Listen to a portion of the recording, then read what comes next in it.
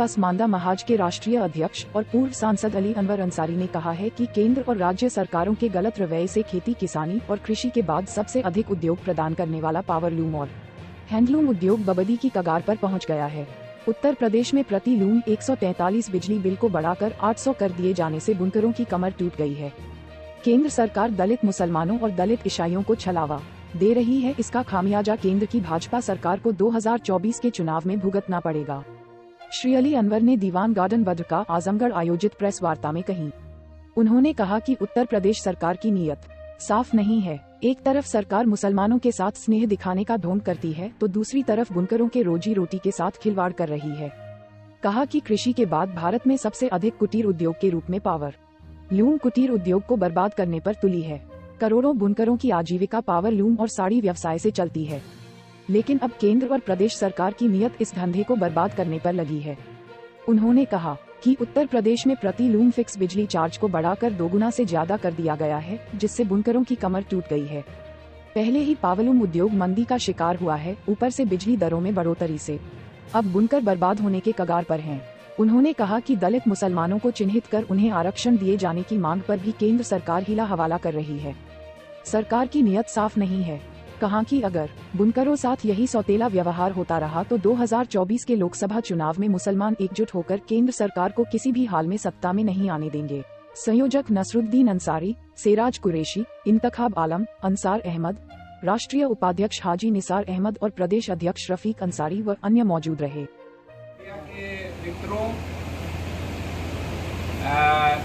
ये all India Pasmanda मुस्लिम महाज के तरफ से ये प्रेस कॉन्फ्रेंस आयोजित है और अली अनवर अंसारी मेरा नाम है।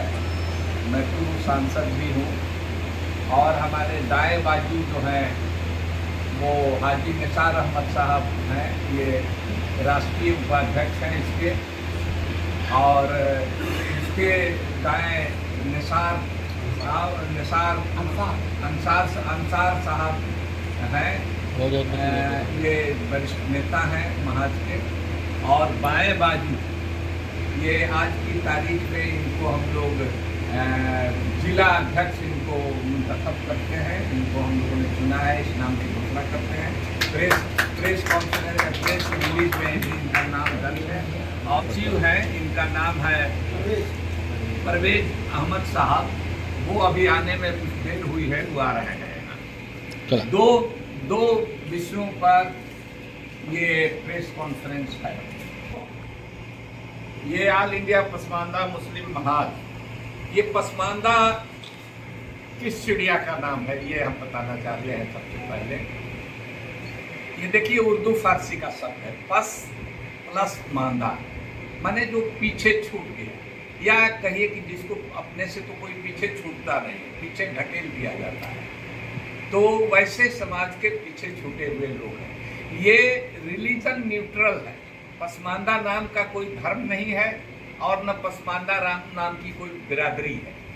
तो हिंदुओं में, मुसलमानों में विभिन्न जातियां हैं जो पसमानदा है, अब सिखों में भी है, ईसाइयों में भी है, और तो जितने भी जो दलित हैं, पिछड़े हैं, वो सभी अगर हम उर्दू फारसी में उनको कहेंगे वो पसमानदा हैं।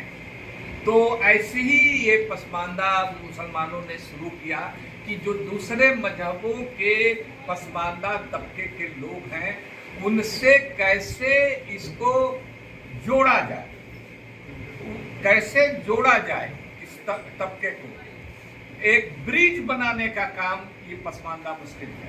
और इस पसमानदा मुसलमान की आबादी देश में कुल मुस्लिम आबादी में या हिंदू आबादी में भी कहिए, पसमानदा सब हिंदू मुसलमान की आबादी 80 से 85%। तो इसीलिए हम लोग है क्लेम करते हैं, तो कुछ लोग सवाल उठाते हैं, तो हम लोग कह रहे हैं कि जाति जनगणना करा दीजिए। बिहार में हो रही है, उसको अभी हाई कोर्ट में फिलहाल रोक लगाया है, सुप्रीम कोर्ट में मामला गया है, लेकिन हम लोग इसकी मांग पूरे देश में इसीलिए करते हैं कि ये फाइनली ठीक पता चल जाए कि ये पसमानदा क्या है। अब जब इस पसमानदा का पर रिसर्च होने लगा देश दुनिया में, कोलंबिया यूनिवर्सिटी में, बर्लिन यूनिवर्सिटी में, आपको JNU में, जामिया में, DU में, अलीगढ़ में, पूरे बॉम्बे यूनिवर्सिटी में, सारे यूनिवर्सिटी में पसमानदा पर PhD लड़के लड़कियां कर रहे हैं। कोलंबिया यूनिवर्सिटी में तो एक लड़का प्रोफेसर भी हो गया, दूसरा लड़का कर रहा है, लड़कियां भी कर रही हैं। ऑक्सफोर्ड यूनिवर्सिटी में एक लड़की कर रही है, कोई लड़की बर्लिन यूनिवर्सिटी में कर रही है।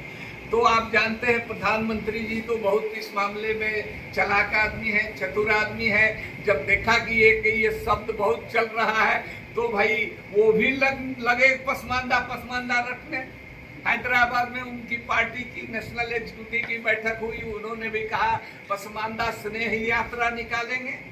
फिर दिल्ली में दूसरी एग्जीक्यूटिव की बैठक हुई अभी 23 में, इसमें भी कहा, 21 में वहां हैदराबाद में कहा।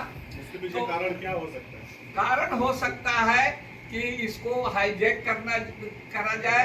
वो समझते हैं कि ये सीधे साधे लोग, पसमानदा मुसलमान लोग सीधे साधे हैं, इनको हम ये कह करके, तो हमने उनको एक लंबा चिट्ठी लिखा और चिट्ठी लिख करके उनको बताया कि देखिए इतना बेवकूफ मत हम लोगों को समझिए, आपकी कथनी और करनी में आसमान जमीन का फर्क है। तो पहले बुलडोजर चलाना तो बंद कीजिए, पहले मॉब लिंचिंग तो बंद कीजिए, पहले हमारे जो बुनकर बिजली का जो रेट है, पहले मार्च तक, पिछले मार्च तक 143 रुपया में 1 किलोवाट बिजली मिलती थी बुनकरों को लूम चलाने के लिए। अब वही 1 किलोवाट ये 800 रुपया से ज्यादा में दे रहे हैं। अरे भाई 45 रुपया से 46, 47, 48, 49, 50 रुपया आप लगाते, लेकिन ये क्या तमाशा है भाई, आप एक पैक 800 रुपया, ऊपर से क्या है जीएसटी, ऊपर से जीएसटी है कि 12 रुपया तो यार्न पर, सूत के धागे पर लगता है, फिर 5 रुपया आप लगा देते हैं तैयार कपड़े पर। हालत ये हुई है कि यहाँ का बुनकरी का धंधा 50% तो बिल्कुल बंद हो गया है, कोई उनका माल खरीद नहीं रहा है। दूसरे ये में इतना बिजली महंगी नहीं है दूसरे राज्यों में जितना आप यहाँ बुनकरों को दे रहे हैं। तो क्या चाहते हैं, बुनकरी का जो धंधा है कुटीर उद्योग से, ये खेती के बाद, कृषि के बाद सबसे ज्यादा लोगों को रोजगार देने का धंधा है। पॉल्यूशन फ्री है ये, इसमें ये इको फ्रेंडली ये है, इससे कोई कचरा और धुआं नहीं निकलता है।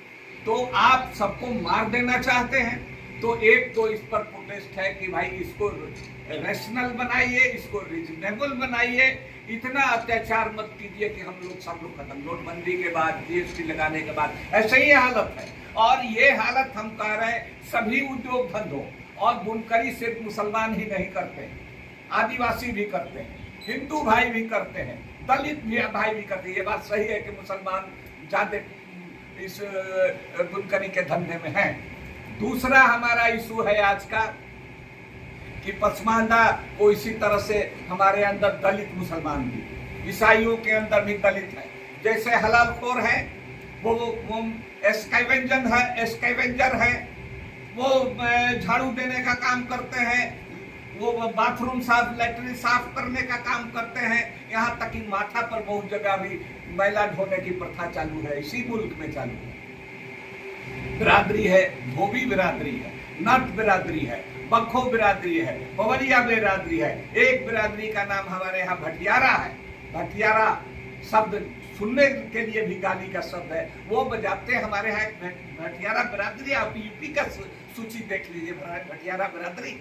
मोची है, जैसे दलित है हिंदू में, बहन मायावती जी कहती हैं कि हम चमाइन हैं, चमार की बेटी हैं, उसी तरह से हमारे यहाँ हम चमार के बेटे और बेटियां हैं। मोची है, बजाते सरकार की सूची में ये बात दर्ज है। तो इधर से तो अभी हमारे कहने का मतलब ये है कि हमारे अंदर भी दलित हैं, हमारे अंदर भी आदिवासी हैं। तो हम कह रहे हैं, सिर्फ इतना कह रहे हैं कि सामाजिक न्याय है, सोशल जस्टिस है, उसका सेकुलराइजेशन होना चाहिए। उसका सेकुलराइजेशन, हिंदू हो, मुस्लिम हो, सिख हो, ईसाई हो, बुद्धिस्ट हो, सब में अगर दलित है तो सबको दलित का दर्जा, हिंदू का तो मिला हुआ है, सिख का मिला हुआ है। संविधान जब बना उसमें कोई 341 धारा में प्रतिबंध नहीं है, और बाद में 1950 में इसमें एक प्रतिबंध लगा दिया 341 पर, तो उसको हटा लीजिए। सच्चर कमेटी बनी, रंगनाथ मिश्रा कमीशन बना, उसने रिकमेंड किया कि हटाइए, ये हटाइए, गैर कानूनी है, गैर संवैधानिक है। लेकिन प्रधानमंत्री जिस सोसा छोड़ने में बहुत मशहूर है, एक सोसा छोड़ा कि केजी बालाकृष्णन साहब के नेतृत्व में एक कमीशन बना रहे हैं जो मुसलमान और ईसाइयों में जो दलित की बात उठ रही है उनको क्या किया है, उनकी जांच करने एक कमीशन बना दिया, retired chief justice of India बन गया। अच्छी बात है। क्यों बनाया? इसलिए बनाया कि 1800 साल के बाद ये मुकदमा खुला था, उस पर जजमेंट होने वाला था। यूयू ललित की चीफ जस्टिस थे, तो उसको रोकने के लिए बनाया कि कहीं फैसला मत दे दे, जल्दी रिटायर होने वाले हैं, रोकने के लिए बनाया। तब तक वो रिटायर हो गए। तब तक फिर ये नए जो चीफ जस्टिस है, इनकी अध्यक्षता में वो मामला फिर से नंबर पर आ गया और खुल गया। तब इन्होंने तुरंत क्या किया कि लिख करके, एफिडेविट दे करके, अटॉर्नी जनरल के माध्यम से एफिडेविट दिलाया कि हम इस काम को नहीं करेंगे। क्यों नहीं करेंगे? इसलिए कि ये तो विदेशी है दलित मुसलमान, ये तो ईसाई तो विदेशी है, ये मुसलमान विदेशी है। अरे भाई, हम लोग हजारों साल से इसी देश में हैं, इसी देश में अगर इस तरह से हिसाब लगाया जाए तो आर्य तो सब विदेशी है, यहाँ के मूल निवासी तो द्रविड़ है, यहाँ के मूल निवासी तो हम लोग यहाँ के मूल निवासी हैं, हम लोग यहाँ के बहुजन हैं। हम लोग तो अपने को अकलियत कहना भी पसंद नहीं करते। सरकार को एफिडेविट के खिलाफ पसमानदा संगठन क्या कर रहे हैं? हम लोग गए हैं, केस मामला लड़ रहे हैं और सरकार ने इनको फटकार लगा दिया। इन्होंने कहा कि सुनवाई को रोकिए, कोर्ट ने फटकार लगाई, कहा कि नहीं हम सुनवाई करेंगे, सुनवाई कर रहा है। तो अब तो इनसे उम्मीद नहीं है, इन्होंने लिख के दे दिया हमारे कुछ लोगों के हाथ में दूध झोंकने के लिए। कमेटी, फिर रंगनाथ मिश्रा आयोग की रिपोर्ट, ये सारी चीजें कभी लागू ही नहीं होगी, तो आपको लगता है कि सुप्रीम कोर्ट में इस बार न्याय मिल जाएगा पसमानदा समाज को? जरूर, उम्मीद पर दुनिया कायम है भाई। 18 साल से मुकदमा दर्ज है। अभी राष्ट्रपति जी ने भी कहा कि भाई इतना लंबा क्यों सब मुकदमा, इस मामले में स्पेसिफिक नहीं कहा, सब मामले में कहा। Chief justice of India Jharkhand high court के उद्घाटन के समय गए थे तो उनको कहा, तो भाई आप इसकी सुनवाई कीजिए। लाल किले के प्राचीर से कहते हैं कि पसमानदा समाज के लिए काम करना है, हमारे लोग हैं, अपने लोग हैं, और दूसरी तरफ सरकार इस तरह का एफिडेविट देती है, तो इससे क्या साबित होता है 24 के चुनाव को लेकर? इससे साबित ये होता है कि बिल्किस बानो भी तो पसमानदा थी, उनकी बिरादरी, खांची बिरादरी, जिस बिरादरी के मोदी जी हैं, वो भी कहते हैं कि अब पसमानदा है। पहले थे नहीं, जब मुख्यमंत्री बने तो अपनी बिरादरी को भी, खांची बिरादरी को भी शामिल कर लिए, जो हिंदू में खांची बिरादरी है। पसमानदा बिरादरी के सुरक्षा के लिए आप लोगों ने इस तरह से SC/ST बना है, बैकवर्ड में दलित में है SC/ST, उस तरह से आप लोगों ने आवाज कर ली।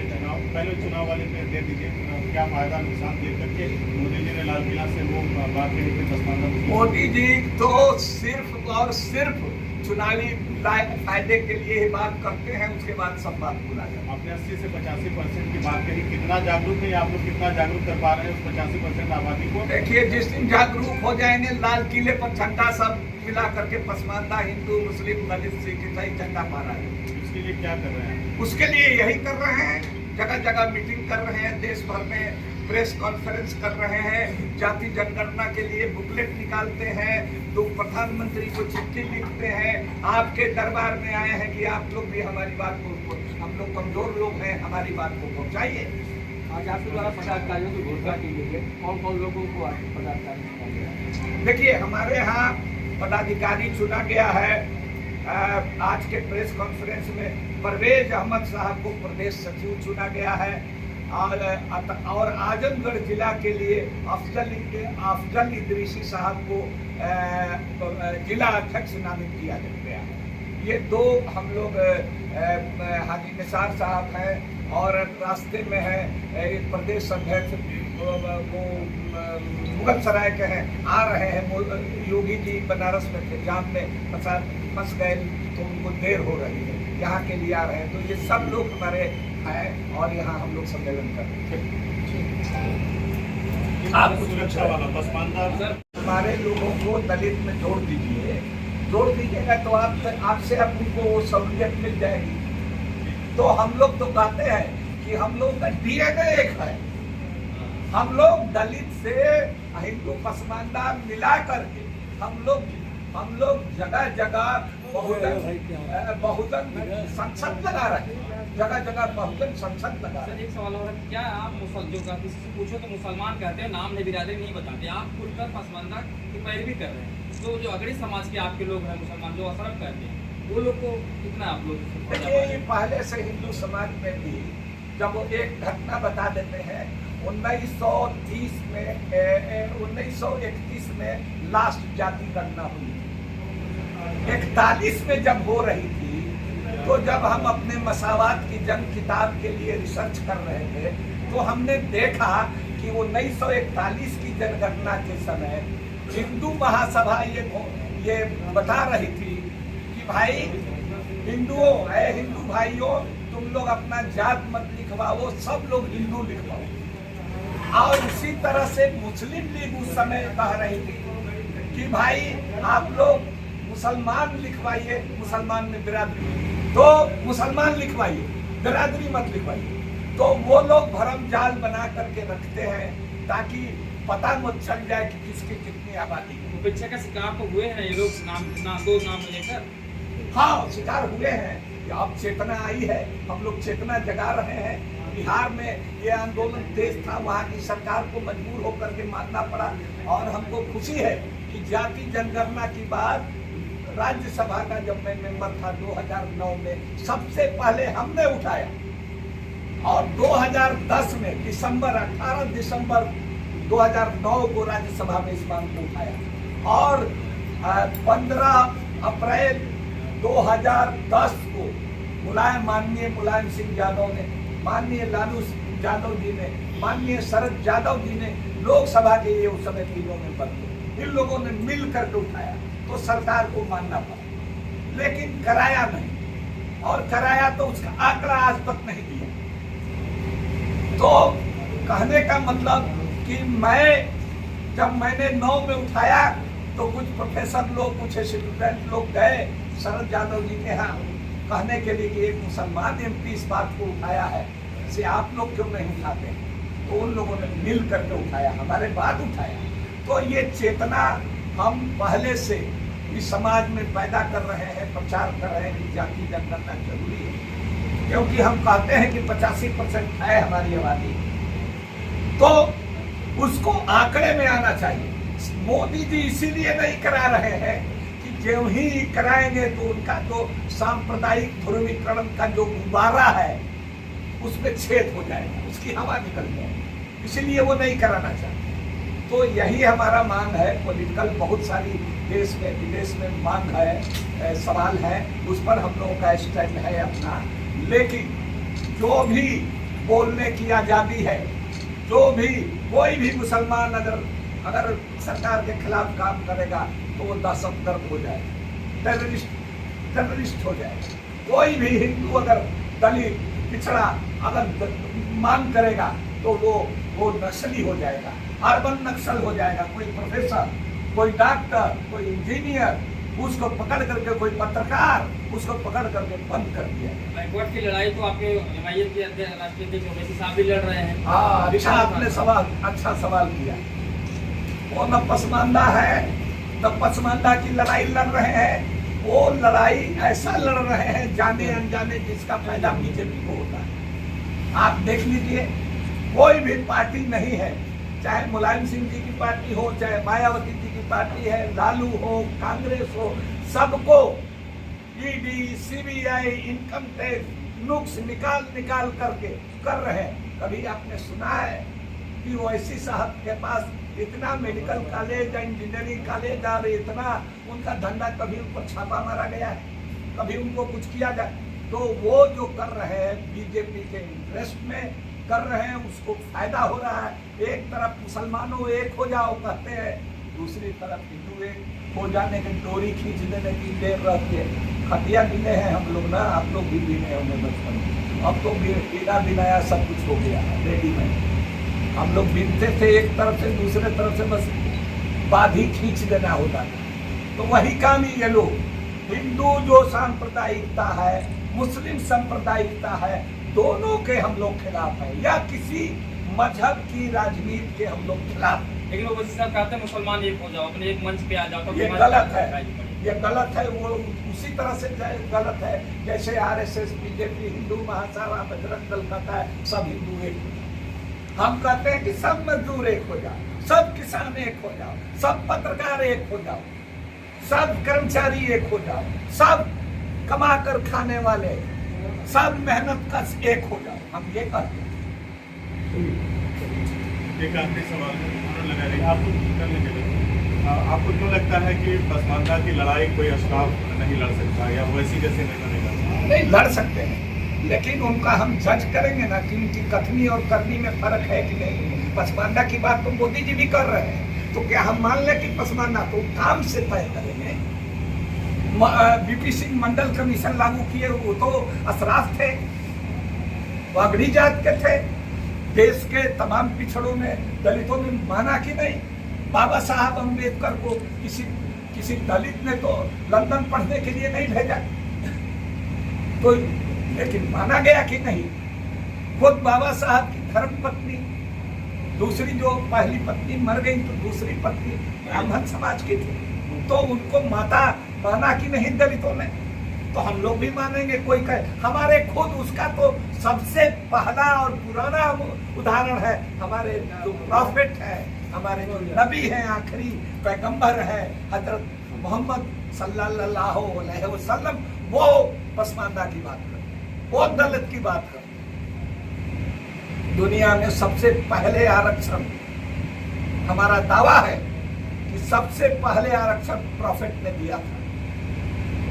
सबसे पहला दुनिया का आरक्षण प्रॉफिट ने दिया था। आप पूछिएगा कैसे, तो मैं कहना चाहता हूं कि जो खैरात जकात है, जो खैरात जकात है निकालते हैं ना ईद में सब लोग, तो उसमें मना कर दिया, अपने ही बिरादरी के लोगों को मना कर दिया कि सादात को ये फितरा जकात लेने की मनाही है। तो ये तो आरक्षण ही है, वो तो कह सकते थे। आपने जब से अपने ऑर्गेनाइजेशन की शुरुआत की और लड़ाई लड़ना शुरू किया पसमानदा समाज की, तब से लेकर अब तक की क्या प्रोग्रेस है, कितनी बेहतरी हुई है, कितनी बेदारी हुई है समाज में? प्रोग्रेस ये है कि 1998 में हमने इस शब्द को चलाया पसमानदा। खुद हमारे लोग तैयार नहीं थे कि भाई ये कैसा शब्द ले आया, हम लोग तो सुनने नहीं दिए, लेकिन ये शब्द आज चलने लगा, इस पर देश दुनिया में रिसर्च होने लगा। इसको मोदी जी लेकर के उड़ना चाहते हैं, दूसरी पार्टियां उड़ रही हैं। अभी दिल्ली के रामलीला मैदान में 2 महीना पहले जमीयत उलमाए हिंद का एक सम्मेलन हुआ, जो देश का मुसलमानों का सबसे मालदार और बड़ा संगठन है। उसमें पसमानदा मुसलमान के नाम से एक प्रस्ताव पारित हुआ और ये कहा गया कि पहले भी उनके साथ नाइंसाफी होती थी मुस्लिम समाज में, आज भी हो रही। जो उलमा का जो तबका है, इस तरह के लोग पहले हम पर कि अली अकबर मुसलमानों को बांट रहा है आरोप लगा रहे थे, अब वो हमारे ही शब्द को चलाए हुए को कहते हैं कि पसमानदा का प्रस्ताव पास करते हैं उसके हक में। भले वो कितना गले के नीचे से अभी उतर रहा है ये अलग बात है, लेकिन पसमानदा चल रहा, कोई लेके भागना। तरह तरह के लोग बीजेपी खड़ा करा रही है, लालची लोगों को, डरपोक लोगों को, जिनको अपना कोई जमीर नहीं है, वसूल नहीं, ऐसे लोगों को ढूंढ ढूंढ करके पसमानदा के नाम पर खड़ा किया। तो ये सबूत है कि हमारा शब्द और हमारी सियासत चल रही है। सबको सब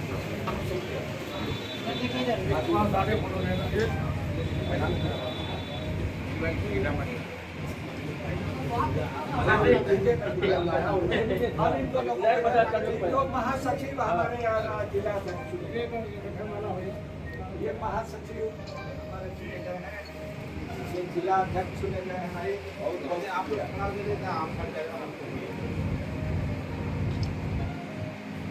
अरे नसरुद्दीन साहब हमारे एक तरह से कहिए बुनियादी सदस्य।